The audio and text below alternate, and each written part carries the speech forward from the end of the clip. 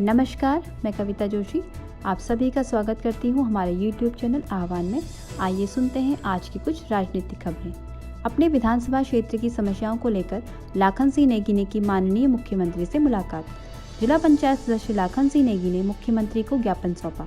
उन्होंने कहा कि भीमताल विधानसभा कृषि बाहुल्य क्षेत्र है, जहां पर जानवरों और बंदरों के आतंक से लोगों को कृषि करने में काफ़ी मुश्किलों का सामना करना पड़ रहा है। उन्होंने मुख्यमंत्री से इस समस्या का समाधान करने की मांग की। कांग्रेस पार्टी के सांसद राहुल गांधी आज विपक्षी नेताओं के संग जाएंगे जंतर मंतर।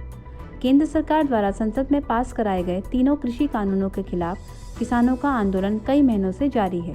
किसानों का यह प्रदर्शन जंतर मंतर तक आ पहुंचा है।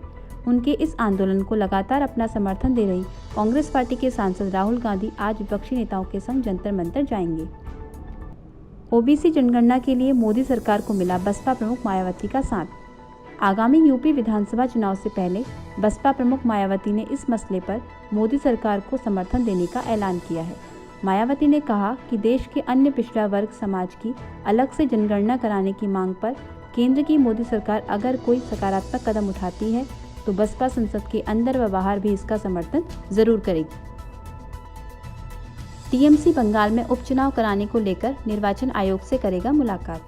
तृणमूल कांग्रेस यानी टीएमसी का एक प्रतिनिधिमंडल राज्य में उपचुनाव कराने की मांग को लेकर आज निर्वाचन आयोग से मुलाकात करेगा।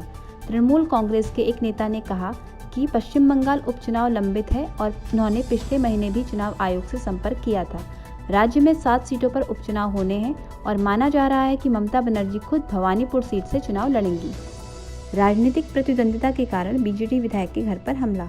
ओडिशा के गंजम जिले में सत्तारूढ़ बीजेडी विधायक सूर्यमणि वैद्य के 2 आवासों पर गुरुवार को देसी बम फेंके गए, जिसमें पार्टी के 4 समर्थक घायल हो गए। पुलिस ने घटना की जानकारी देते हुए कहा कि जब घटना हुई तब खलीकोट विधायक दोनों घरों में से किसी में भी मौजूद नहीं थी। किसानों को पराली जलाने पर कानूनी कार्रवाई से मिलेगी छूट, मोदी सरकार। राष्ट्रीय राजधानी क्षेत्र एवं संलग्न क्षेत्रों में वायु गुणवत्ता प्रबंधन के लिए आयोग अध्यादेश में यह प्रावधान था, लेकिन उसके स्थान पर गुरुवार को जो विधेयक पारित किया गया है उसमें इस प्रावधान को हटा दिया गया है। राष्ट्रीय राजधानी क्षेत्र एवं निकटवर्ती क्षेत्रों में वायु गुणवत्ता प्रबंधन के लिए आयोग विधेयक 2021 को संसद की मंजूरी मिल गई है। राजीव गांधी खेल रत्न अवार्ड का नाम बदलकर मेजर ध्यानचंद खेल रत्न अवार्ड कर दिया गया। पीएम मोदी ने खुद ट्वीट करके यह जानकारी दी है। काफी वक्त से इस पुरस्कार के नाम बदलने की मांग की जा चुकी थी। निजी कंपनियों को सौंपा जाएगा आर्मी बेस वर्कशॉप का संचालन। इसके लिए प्रक्रिया आरंभ कर दी गई है। शुरुआत दिल्ली की वर्कशॉप से हो सकती है। हालांकि तब भी वर्कशॉप सरकार के नियंत्रण में ही रहेगी, लेकिन उनका संचालन निजी कंपनियां करेंगी और जरूरत पड़ने पर वह बाहर का कार्य भी ले सकेंगी। माना जा रहा है कि यह कदम खर्च घटाने और बेस वर्कशॉप की कार्यकुशलता बढ़ाने के उद्देश्य से किया जा रहा है। भारत ने इस्लामी सहयोग संगठन के बयान पर जताया ऐतराज।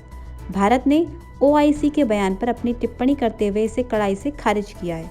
भारत ने मुस्लिम देशों के संगठनों से यह भी कहा कि उसे देश के आंतरिक मामलों पर टिप्पणियों के लिए निहित स्वार्थों को अपने मंच का फायदा उठाने की अनुमति देने से बचना चाहिए।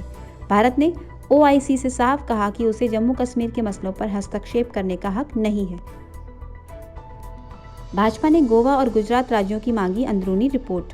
अगले साल होने वाले विधानसभा चुनाव के लिए तैयारी में जुटी भाजपा अपनी सत्ता वाले पश्चिम के 2 राज्यों गुजरात और गोवा को लेकर भी पूर्ण सतर्कता बरत रही है।